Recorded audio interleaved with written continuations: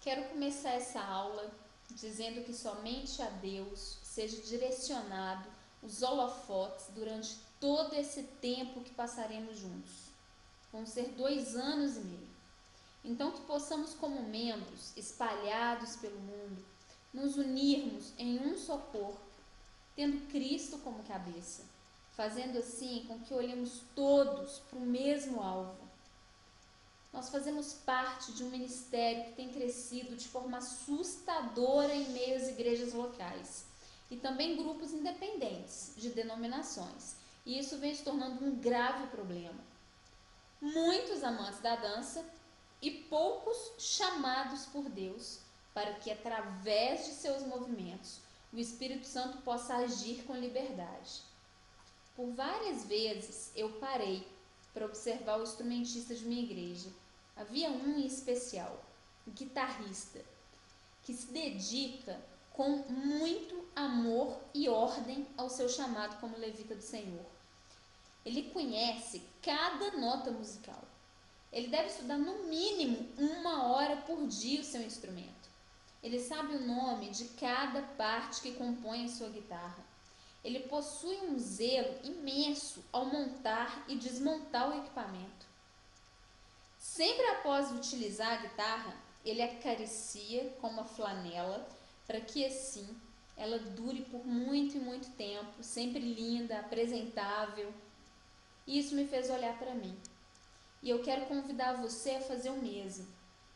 Eu me fiz algumas perguntas e eu gostaria que você respondesse a você mesmo hoje essas perguntas também. Você se dedica com amor e ordem ao seu chamado como ministro de dança? Você conhece cada osso e músculo do seu corpo? Quanto tempo você dedica diariamente para que seu corpo esteja pronto, apto para o uso do Espírito Santo?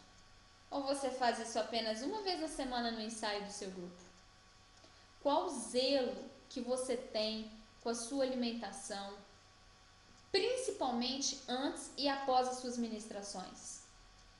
Você conhece o mínimo que seja da história da dança na palavra de Deus, no mundo, ou ao menos na sua nação?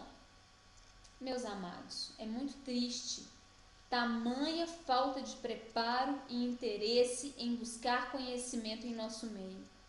Mas chegou o tempo de vir até nós o juízo de Deus, que desça o Espírito Santo como fogo, separando o trigo do joio, trazendo sobre nós profundo arrependimento, temor e total amor e obediência aos seus decretos.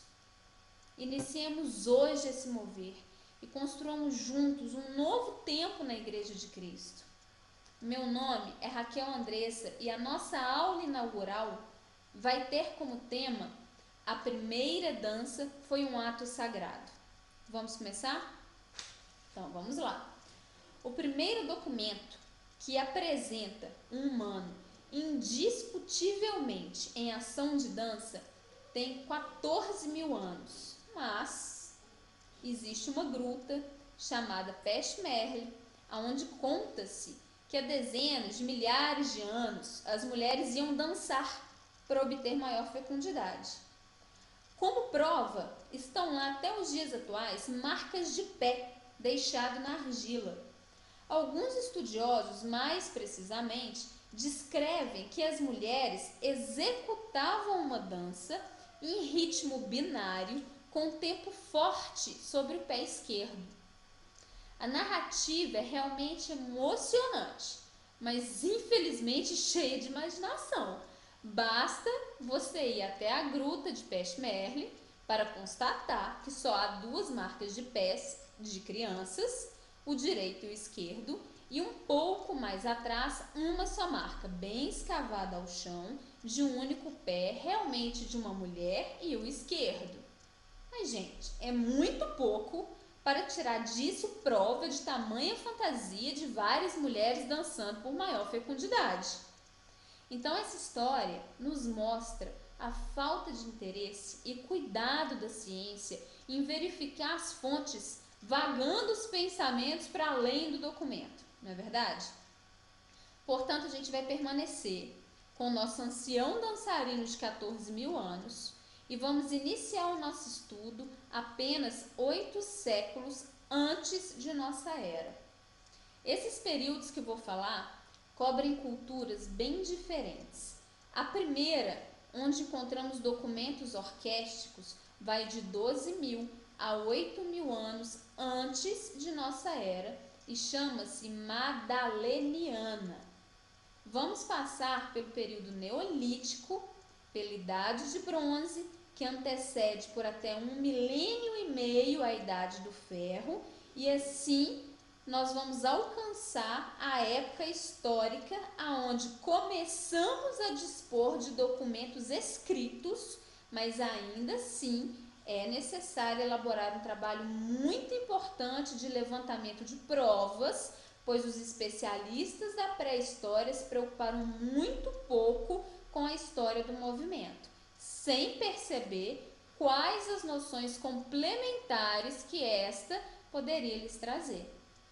Portanto, a gente vai ter prudência sempre nesse assunto quanto às interpretações, as conclusões tiradas dos documentos existentes e nós vamos considerar apenas como sondagens e não como provas concretas, tudo bem?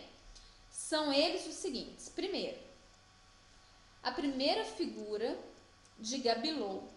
Existe na gruta de Gabilou a figura de uma silhueta. Olha que interessante, pessoal. A figura de uma silhueta gravada de um personagem, vamos imaginar juntos, tá? Visto de perfil, cerca de 30 centímetros de altura, a cabeça e o corpo cobertos por pele de bisão, as pernas eram humanas, se identificava ser um humano, indicam uma espécie de salto no mesmo lugar. O ângulo do torso com as pernas é de 25 a 30 graus. Fora essa figura, a gente tem também a figura de Trois Freres. Este documento, datado como 10 mil anos antes de Cristo, encontra-se na gruta de Trois Freres. A cabeça está voltada para frente, o tronco se observa apresentado de perfil, os dois braços em semi-extensão, o direito superior ao esquerdo. O tronco marca também uma inclinação de cerca de 40 graus em relação às pernas e que estão levemente flexionadas. A esquerda um pouco à frente da direita, erguida. O pé esquerdo horizontalmente ao chão, o direito em relevé, ou seja, na ponta do pé, para quem não sabe o que é relevé. Prepare-se para colocar-se no mesmo plano. Esse movimento nos remete facilmente a um giro. Temos também, além desses dois, a figura muito parecida com essa que eu acabei de relatar numa caverna que chama Saint-Germain. E na gruta de Adaura, 8 mil a.C., temos gravada uma... Olha que... Gente, presta atenção nisso. Uma roda com 7 personagens dançando em torno de 2 personagens centrais, sendo que um deles parece estar ao centro em movimento de ponte. Olha só, está aqui constatada a mais antiga representação da dança de grupo. Diante das análises dos estudiosos, parece, segundo os documentos conhecidos, que a dança neste período está sempre ligada a um ato cerimonial. Nas figuras, em todas elas, é favorecido o uso de máscara, parecia ser obrigatório no rito. E assim a máscara permanece, tornando-se acessório sem exceção na face dos dançarinos até meados do século XVIII, quando foi substituída pela maquiagem. A partir do período neolítico, os homens começam a se organizar em grupos. Nascem a partir daí cidades diferentes umas das outras, com personalidade própria. Portanto, cada grupo terá sua ou suas danças próprias. Até então, as danças se resumiam em ritos, mas a civilização grega já nos mostra o laço entre as danças rituais e agora também danças de guerra. Na África do Sul, observa-se outra visão da dança. identificamos, além de um rito cívico ou guerra, a dança como um ritual dirigido à divindade. Agora, além da participação como membro da dança, se inclui uma relação corpo, alma e espírito.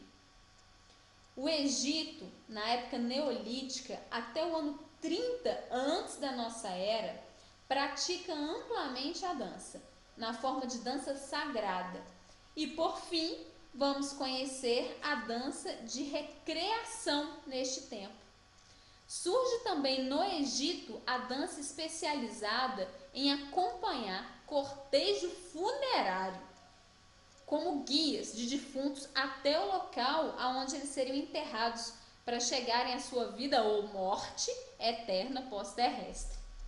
Um estudo sério sobre a dança no Egito ainda está por ser feito, mas já é possível, pelos documentos existentes, comprovar que o gosto dos egípcios pela dança acrobática, principalmente um movimento onde se joga a nuca para trás ou todo o corpo para trás, a ponto de fazer uma ponte, alcançando os tornozelos com as mãos.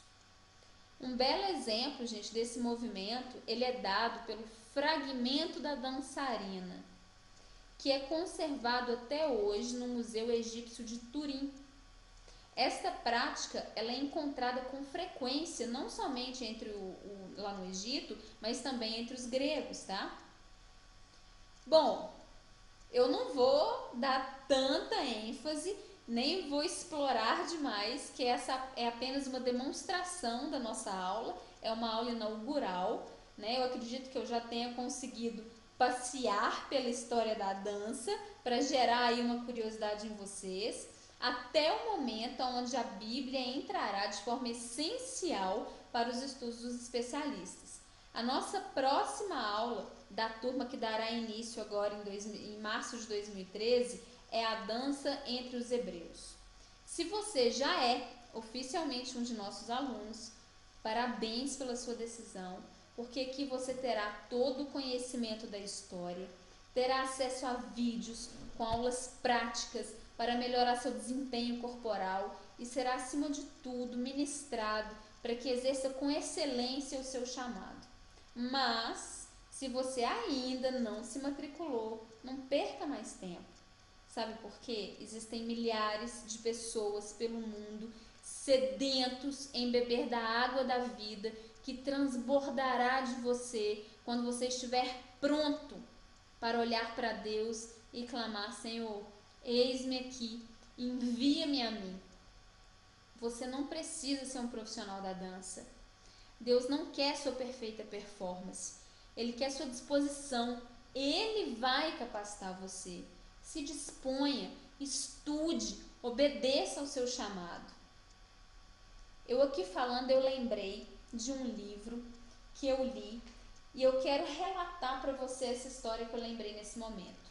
O livro, ele chama A Oração de Jabes para Mulheres. É um livro muito interessante e eu creio que essa história vai se encaixar tanto para mulheres quanto para homens nessa visão que eu quero dar para vocês da importância de você tentar ver além do que você vê hoje do seu ministério. No capítulo 1 deste livro, a autora, ela se chama Darlene Wilson. Ela relata o seguinte, eu vou ler de acordo com o que está aqui. Todo verão, eu espero com ansiedade o desfile anual em nossa cidade, no dia da independência. Este ano o tempo está perfeito, ensolarado e quente, com uma brisa leve. Centenas de pessoas enchem as calçadas com um burburinho de antecipação. Procuro uma posição melhor no meio da multidão, enquanto a banda de nosso colégio acaba de dobrar a esquina. Começo a ouvir o som dos trompetes. Finalmente aparecem cavalos, palhaços, carros alegóricos. Então reparo numa garotinha, de cabelos louros e encaracolados, a poucos metros de mim. Ela está na ponta dos pés, esticando o pequeno corpo o máximo que pode para enxergar por cima da cabeça das outras crianças na frente dela. Pouco depois, um homem enorme entra na frente da menina e tudo que resta a ela é a visão da parte de trás do cinto dele. Enquanto observo, ela começa a saltitar, tentando desesperadamente enxergar melhor o que está acontecendo. Por fim, não sendo mais capaz de conter a frustração, ela grita: "Não estou vendo nada, papai, eu quero ver mais coisas." Um homem alto e simpático, não muito distante da menina, vai até ela, a ergue nos braços com carinho, ela sorri com prazer e finalmente vai poder desfrutar todo o desfile. Essa é a imagem que me vem à mente quando penso naquilo que acontece, quando Deus sabe que eu estou me esticando para ver melhor minha vida. É como se Ele me tomasse em seus braços amorosos e me mostrasse algo que eu não conseguia enxergar de minha perspectiva atual limitada. Então, gente, vamos olhar para frente, vamos olhar para o alto, vamos pedir para que Deus nos carregue no colo de forma muito carinhosa e especial, para que a gente consiga ver um pouquinho desse mover que Deus está começando a fazer no nosso meio, no Brasil e no mundo. Matricule-se agora mesmo e faça parte desse projeto onde Deus muito irá nos revelar. Acesse www.ageluz.org, clique na aba Dança e esteja conosco na próxima aula. A Deus seja toda a honra. Até lá!